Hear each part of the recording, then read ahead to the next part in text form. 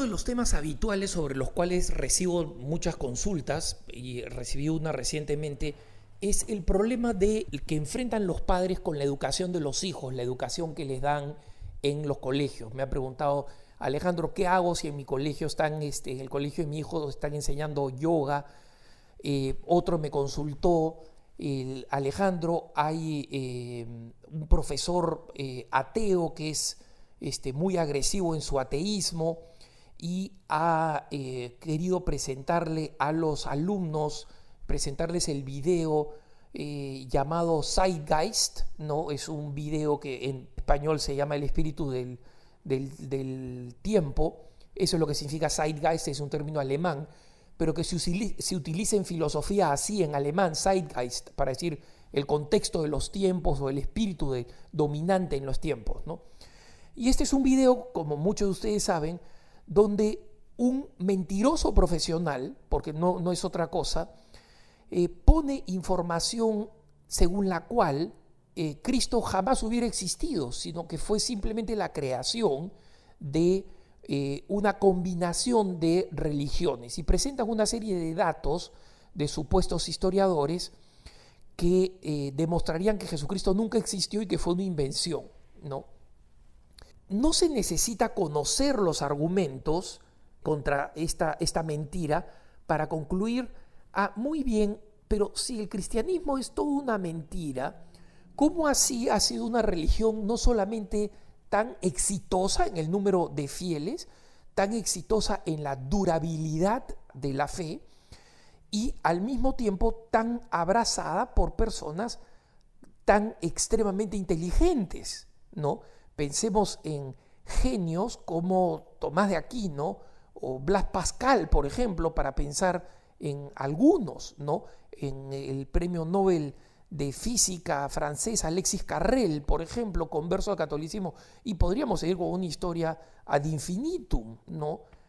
Madame Curie, gran y devota católica, el doctor Jérôme Lejeune, ¿no? El descubridor de la fórmula para descubrir la trisomía del cromosoma 21. En consecuencia,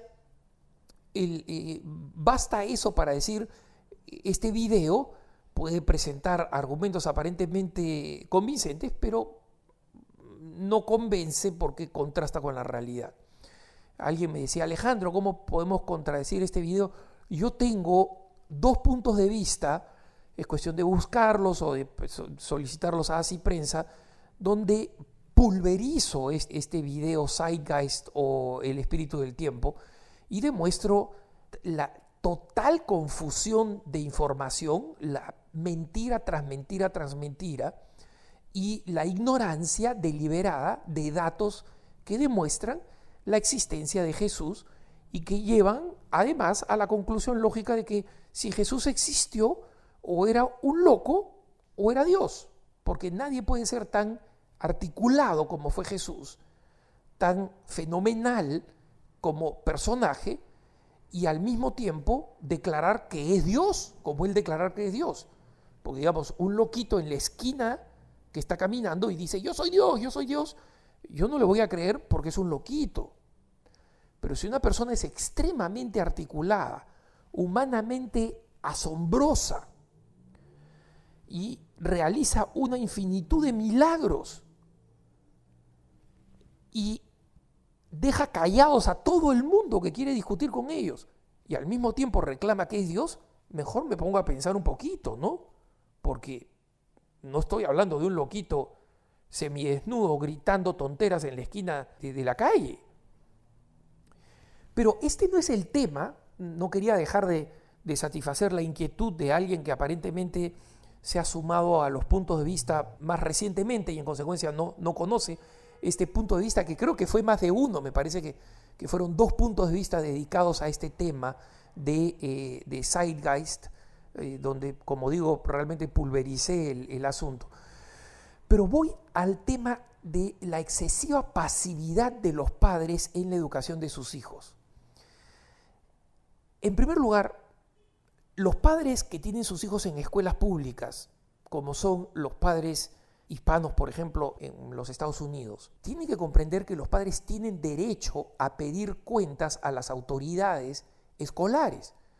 Los padres muchas veces tienen temor, tienen miedo, porque es una autoridad oficial o porque de repente yo no tengo todos mis documentos en orden en el país, pero eso no tiene nada que ver. Todo padre de familia tiene derecho a reclamar, independientemente de su estatus legal en Estados Unidos, al colegio respecto de lo que enseñan a los padres, porque los padres tienen derecho de estar informados.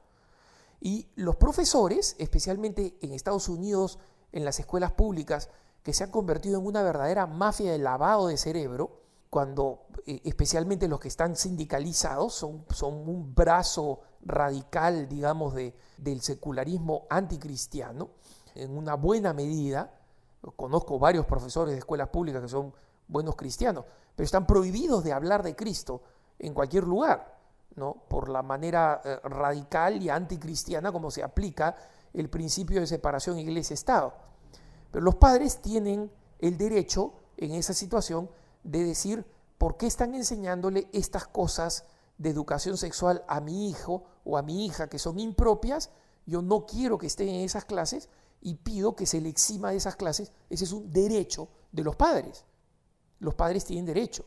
En algunos lugares como Nueva York o California, por ejemplo, este derecho lo hace muy difícil de ejercer porque, digamos, estas mafias cristianófobas de sindicatos de profesores en Estados Unidos muchas veces hacen pasar leyes que dificultan el ejercicio del derecho a los padres, porque consideran que los padres son unos incompetentes, que los padres no son capaces de educar a sus hijos, que los padres saben menos que ellos cómo educar a los hijos. Y eso está en contra del derecho natural y de los derechos consagrados en la Constitución. Pero más me sorprende el caso de los padres que tienen hijos en escuelas católicas o que tienen hijos en escuelas privadas donde enseñan barbaridades. Por ejemplo, que tengan un profesor ateo que se enorgullezca de ser ateo y que diga yo soy ateo y que proclame su ateísmo. Si hubiera un profesor cristiano que diga yo soy cristiano, ustedes tienen que ir a misa, todo el mundo estaría protestando, incluyendo las autoridades del colegio.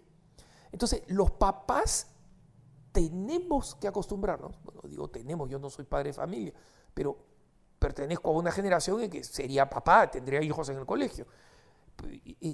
Tenemos que acostumbrarnos a reclamar el derecho por nuestros hijos porque las consecuencias de no hacerlo van a ser fatales.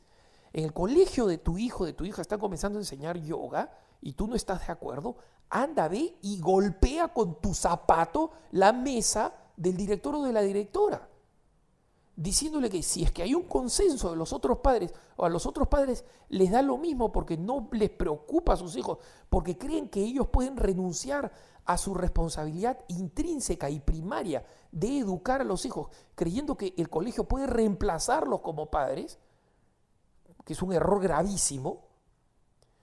Entonces, los padres tienen el derecho de ir y decir, mira, ¿sabes qué? Mi hijo o mi hija no va a hacer esa clase de yoga. Yo no estoy de acuerdo con eso. Y sobre todo, si hay un profesor ateo, los padres tienen el derecho de confrontar no solamente a las autoridades, sino al mismo profesor. Ir y decirle, mira, señor, yo le confío la educación de mi hijo y usted es un profesor de matemáticas o de física o lo que sea. Usted va a enseñar matemáticas o física. No va a hacer propaganda de su ateísmo. Porque si hubiera otro profesor que estuviera haciendo propaganda de su cristianismo, usted lo criticaría y lo denunciaría.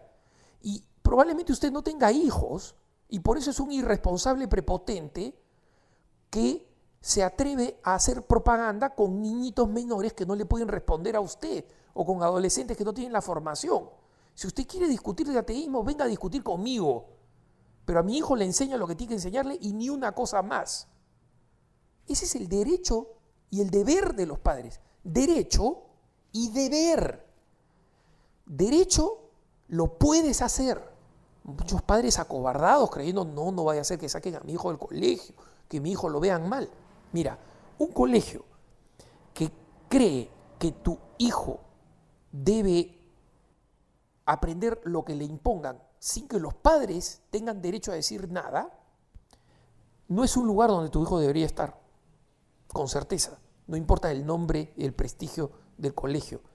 No hay ningún prestigio de ningún colegio, no hay ningún título que valga el alma de tu hijo.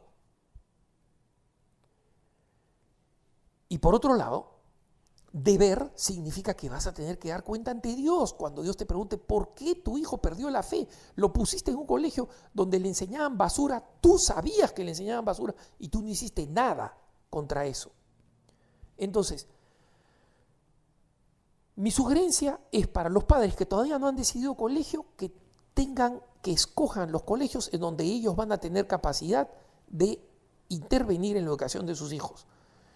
Yo tengo una persona que trabaja conmigo en la oficina, una madre de familia, que nunca pensó en poner a sus hijos en el mejor colegio posible, a pesar de que podría tener a sus hijos ahí en ese colegio, sino el colegio donde ella tenga realmente la posibilidad de intervenir y dar su opinión y recibir información detallada de los hijos. Y esa es parte asumida de su maternidad y de la paternidad del esposo. En consecuencia, para los padres que están pensando dónde van a poner a sus hijos, piensen en un colegio donde ustedes tengan la capacidad de intervenir. Y cuando van a presentar a los hijos, les digan, mira, nosotros creemos que somos los principales responsables de la educación de nuestros hijos, queremos tener al colegio como socios, como compañeros, como acompañantes, como subsidiarios en esta misión de educar.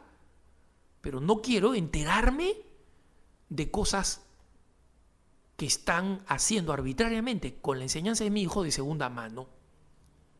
Y especialmente los padres que pagan los colegios tienen ese derecho. Por supuesto que tienen ese derecho. Hay muchos colegios que porque tienen prestigio creen que pueden hacer lo que se les da la gana y que le están haciendo un favor a los padres dejando que sus hijos entren a ese colegio. No es así. Y el colegio que tiene esa mentalidad no es un colegio donde debería estar el hijo de unos esposos cristianos. Y en segundo lugar, aquellos que ya están en unos colegios y saben que hay esta preocupación, y tienen preocupación, busquen otros padres, creen una asociación. En los colegios hay asociaciones de padres de familia, pero a veces los padres de familia no hacen nada. Entonces creen una asociación informal. Los padres auténticamente preocupados, júntense, discutan y digan, vamos a hacer presión de esta manera. Vamos a escribir al superintendente, vamos a escribir al ministro de Educación, vamos a escribir al director del colegio. Hagan valer sus derechos, porque lo que está en juego no solamente es el aprendizaje, sino la misma salvación de sus hijos. Que tengas un buen día.